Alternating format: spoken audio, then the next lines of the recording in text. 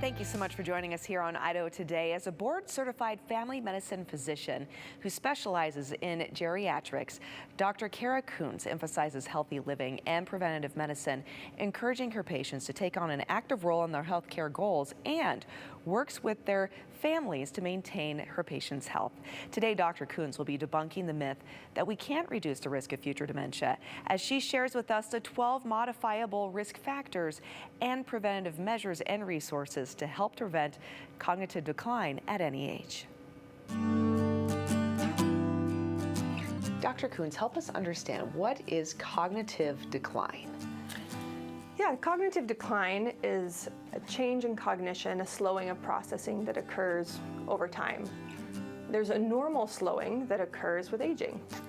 However, when it starts to impair function, we are starting to be concerned that it could be an underlying dementia at play.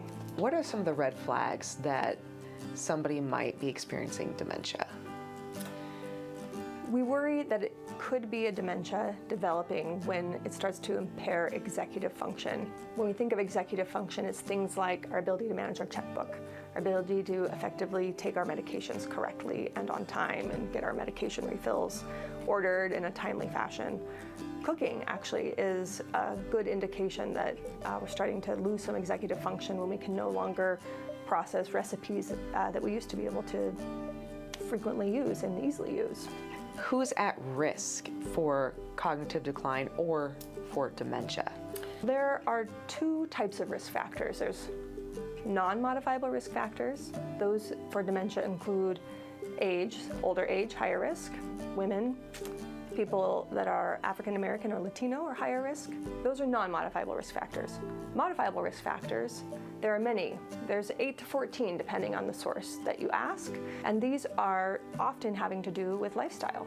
I won't go over all 14 today, but some of the top ones include heart disease and diabetes, smoking and alcohol use, sedentary lifestyle, social isolation. Diet, we believe, plays a big role, especially when it comes to thinking about heart disease and diabetes. And we know heart disease and diabetes being key risk factors for dementia. There's dietary changes we can make, focusing on specific diets like the MIND diet. The MIND diet is a diet that combines the Mediterranean diet and the DASH diet to put together what is believed to be a brain healthy diet. It's high in omega-3 fatty acids, fruits and vegetables, lentils, beans, olive oil, low in processed meats and red meats. Okay, so that's also kind of a diet, like you had mentioned, that we might hear to help address some of those other potential modifiable risk factors, like the heart disease, like the diabetes. Absolutely. So is there more we can do to also help potentially prevent this?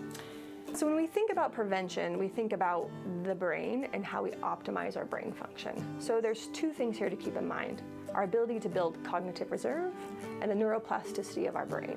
So neuroplasticity is essentially our brain's ability to rewire, build new neural pathways, to change and adapt over time. It adapts to its inputs, our lifestyle. So we can change our inputs by changing our lifestyle and optimize our brain function, and therefore build more cognitive reserve, healthier baseline brain function. And we do that by having a healthy lifestyle, exercising regularly. When it comes to exercise, we want people to do both strength training and aerobic exercise. Both have been shown to be important for building good brain function. We want people to be getting plenty of sleep, treat mental illness, that's another risk factor. And then the social isolation component, I can't speak enough to. Really, when people come to me, they say, what should I do for my brain? You know, I'm doing lots of brain puzzles. And I say, gosh, that's great. But when we do a puzzle like Sudoku, we're using one part of our brain. But when we interact socially, we're using so many parts of our brain, right? I'm listening, I'm observing you, I'm making appropriate social interactions, I'm making decisions about how to interact socially and appropriately, and that uses a lot of aspects of our brain. It's great exercise for our brain to interact with others. One of the tough things when it comes to development of dementia is we lose judgment and insight over time, and so the earlier we can get on top of getting these key lifestyle interventions in place and developing a healthy lifestyle, and they become routine, such that then if the dementia develops and we're losing some insight into what we're losing, you're going to be better served if you already have some good healthy habits developed. Yeah. What if, though, you are already dealing with cognitive decline and possibly dementia? We have a comprehensive brain health program here at our clinic. It's here to help people in the earliest stage with identifying if they're having memory loss that's worrisome for dementia, and also helping people throughout all stages, including late stage of dementia. We have a multidisciplinary team that's here to help people. We have resources around getting people connected with the community, caregiver support groups, respite programs, and just a whole host of resources on our website as well for people to access. Where can people go so they can learn more?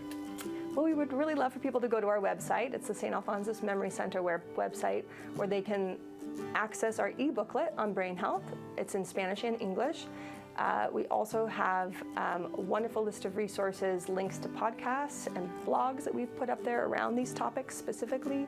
We've got upcoming events that are listed there, and some favorite websites and books that we recommend. Wonderful. Dr. Koontz, thank you so much.